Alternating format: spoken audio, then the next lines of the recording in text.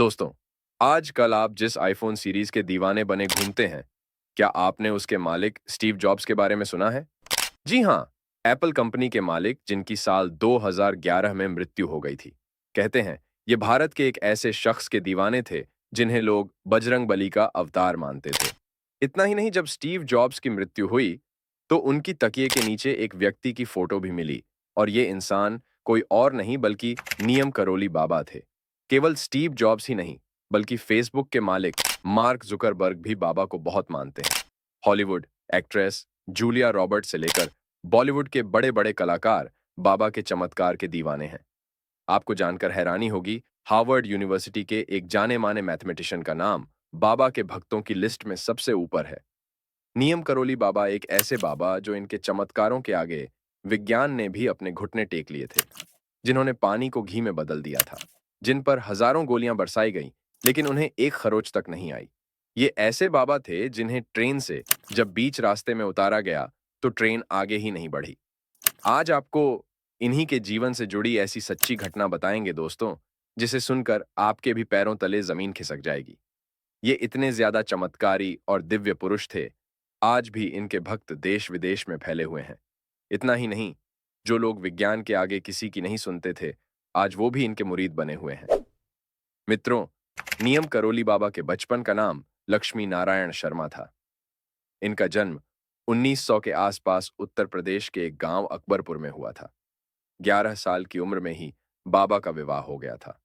लेकिन विवाह के कुछ समय बाद ही उनका मन सांसारिक चीजों से हटने लगा, या फिर यह कह लीजिए कि वो जीवन को इतने अच्छे से समझ गए थे कि अब इसकी मोह माया उन्हें पसंद नहीं आ रही थी। इन्हीं सब चीजों के चलते एक दिन लक्ष्मी नारायण अपना घर छोड़कर चले गए। काफी सालों बीत जाने के बाद एक बुजुर्ग की नजर अचानक उन पर पड़ती है। वो लक्ष्मी नारायण के परिवार को बहुत अच्छे से जानते थे, इसलिए बिना देर किए वो लक्ष्मी नारायण के घर गए और जाकर उनके पिता से बताया कि उनका बेटा किन हालातों में और किस तरह जी रहा है। अपने बेटे की ऐसी हालत जानने के बाद पिता से रहा न गया। वो किसी तरह उनके पास पहुंचे और उसे घर वापस ले आए।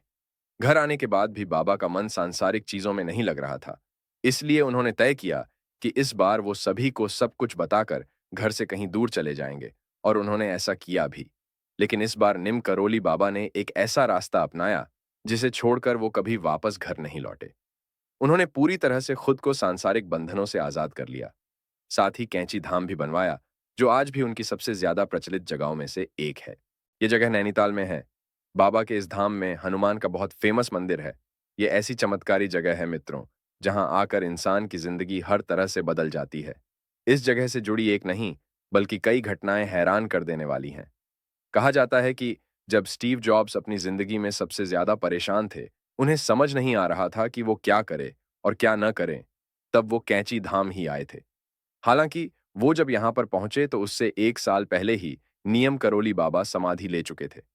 लेकिन इस धाम में आने के बाद, यहाँ के दर्शन करके जब वो वापस अपने घर गए, तो उनकी जिंदगी को नई दिशा मिली और उन्होंने एप्पल कंपनी की नींव रख ली।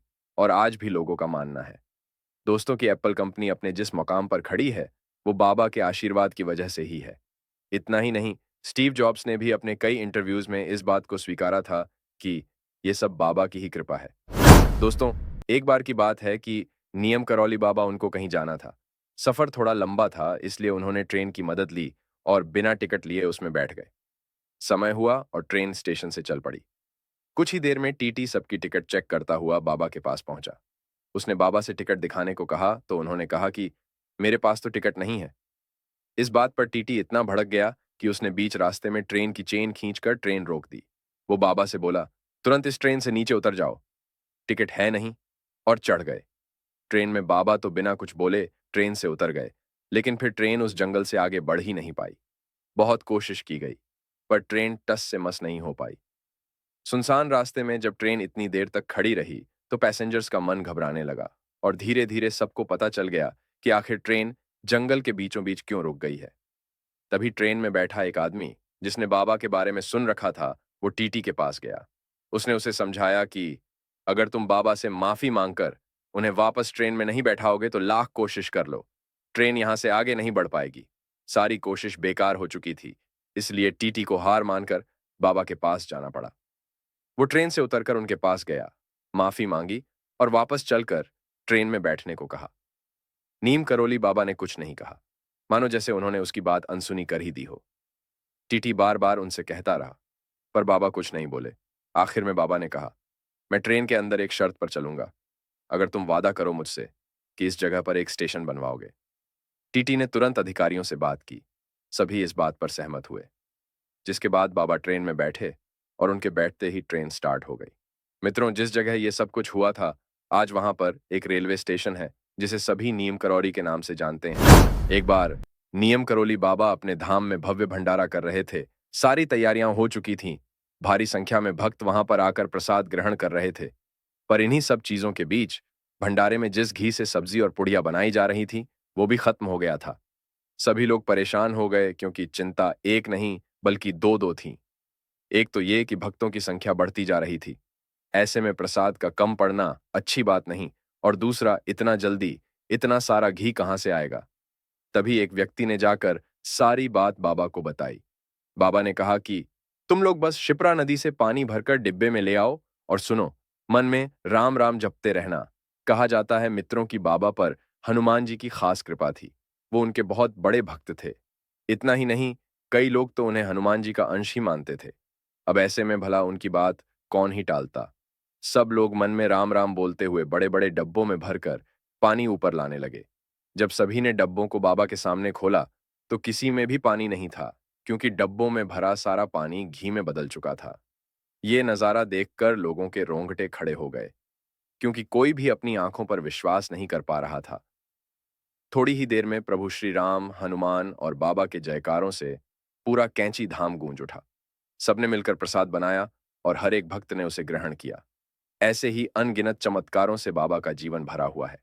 चलिए, अब आपको उनके एक और चमत्कार के बारे में बताते हैं। ये बात तब की है मित्रों, जब बाबा जीवित थे। उस समय एक पति पत्नी हुआ करते थे, जिनका बेटा द्वितीय विश्व युद्ध में ब्रिटिश सेना की ओर से लड़ाई कर रहा था। उस लड़के की तैनाती भूटान में थी। युद्ध इतना भीषण था कि हालत बहुत नासु बने हुए थे। काफी समय बीत गया। लड़के के माता पिता को उसकी चिंता सताने लगी। उनका बेटा लंबे समय से घर नहीं आया था। उधर ऐसी खबरों के बीच दोनों का दिल बैठा रहा था। एक दिन अचानक नीम करोली बाबा उनके घर पहुंचे। दोनों ने जब उन्हें देखा तो हैरान रह गए। उन्हें समझ नहीं आ रहा था कि आखिर बाबा अचानक उनके घर कैसे आ गए। दोनों पति पत्नी खाने का इंतजाम करने लगे। घर में जो कुछ भी था उसे पकाकर उन्होंने बाबा के सामने रख दिया। बाबा ने खाना खाया, जिसके बाद उनके सोने की व्यवस्था भी की गई। दूसरे कमरे में नीचे दरी बिछाई गई और एक कंबल ओढ़ने के लिए वहीं बिस्तर पर रख दिया गया। समय काफी हो चुका था। बाबा बिस्तर पर लेटे और बोले, अब तुम दोनों भी सो जाओ, रात बहुत हो गई है। वहीं बगल के कमरे में ही दोनों पति पत्नी ने अपना बिस्तर लगाया और सो गए। तभी अचानक किसी के जोर जोर से करहाने की आवाज सुनाई दी, जैसे मानो कोई दर्द से तड़प रहा हो। ये सुनकर दोनों की नींद खुल गई। जब उन्होंने उठकर देखा तो निम करोली बाबा बार बार इधर उधर पलट रहे थे और जोर जोर से कहरा रहे थे। पहले तो उस स्त्री ने सोचा, बाबा कोई बुरा सपना देख रहे हैं, जाकर जगा देती हूं। लेकिन तभी उनके पति ने यह कहकर उसे रोक दिया कि ऐसा करने से बाबा की नींद खराब हो जाएगी। थोड़ी देर बाद जब बाबा शांत हुए, तो दोनों पति पत्नी अपने बिस्तर पर जाकर सो गए। अगले दिन सुबह होते ही बाबा ने उन्हें वो कंबल दिया जो वो रात में ओढ़े हुए थे। उन्होंने कहा, जाओ जाकर इस कंबल को किसी नदी में प्रवाहित कर दो। बस ध्यान रहे कि इसे खोलकर देखने की गलती मत करना। मेरे जाने का समय हो गया है। और सुनो, 1 महीने बाद तुम्हारा बेटा आ जाएगा। ज्यादा चिंता ना करो। ये सुनते ही दोनों के मन में जो अजीब सी बेचैनी और चिंता थी, वो दूर हो गई। उन्होंने जाकर बाबा के लिए कंबल को नदी में प्रवाहित किया और घर वापस आ गए। पर एक बात जो परेशान करने वाली थी, वो ये कि कंबल इतना भारी था कि मानो जैसे उसके अंदर कुछ लोहे का सामान रखा हो। खैर, वो कंबल को खोल नहीं सकते थे, इसलिए उन्होंने बात को नजरअंदाज कर दिया। फिर ठीक 1 महीने बाद दंपति का लड़का जो युद्ध पर गया था, वो घर वापस आ गया। उसने आते ही अपने माता पिता को बताया कि जब वो युद्ध भूमि में था, तो अचानक दुश्मनों ने उसकी टीम को घेर कर चारों तरफ ऐसी गोलियां बरसाना शुरू कर दिया था। इतना ही नहीं, इस गोलीबारी में मेरे सारे साथी मारे गए। पर हैरानी की बात तो यह थी कि उस दिन मौत मेरे सामने खड़ी थी, पर फिर भी मुझे कुछ नहीं हुआ। दुश्मनों की एक भी गोली मुझे छू तक नहीं पाई, जैसे मानो कोई शक्ति मेरी रक्षा कर रही हो। ये सुनते ही उस दंपति के पैरों तले जमीन खिसक गई, क्योंकि ये उसी रात की बात थी जब निम करोली बाबा दर्द से तड़प रहे थे। दंपत्ति को समझ में आ गया कि उस दिन बाबा ही उनके बेटे की गोलियों से रक्षा कर रहे थे। इतना ही नहीं मित्रों, कहा जाता है कि मार्क जुकरबर्ग जब अपनी जिंदगी में खुद को हारा हुआ महसूस कर रहे थे, तब स्टीव जॉब्स की सलाह पर वो कैंची धाम आए थे। और यहाँ दर्शन करने के बाद ऐसी ही उनकी कंपनी फेसबुक ने दिन दुगनी रात चौगनी तरक्की करना शुरू कर दिया। तो ये थे नीम करोली बाबा के चमत्कार। अगर आपको मौका मिले तो नीम करोली बाबा के धाम यानी कैची धाम जरूर जाएगा। ये जानकारी अच्छी लगी हो तो वीडियो को लाइक करें, शेयर करें और चैनल को सब्सक्राइब करना ना भूलें। और कमेंट में जय श्री राम जरूर लिखें।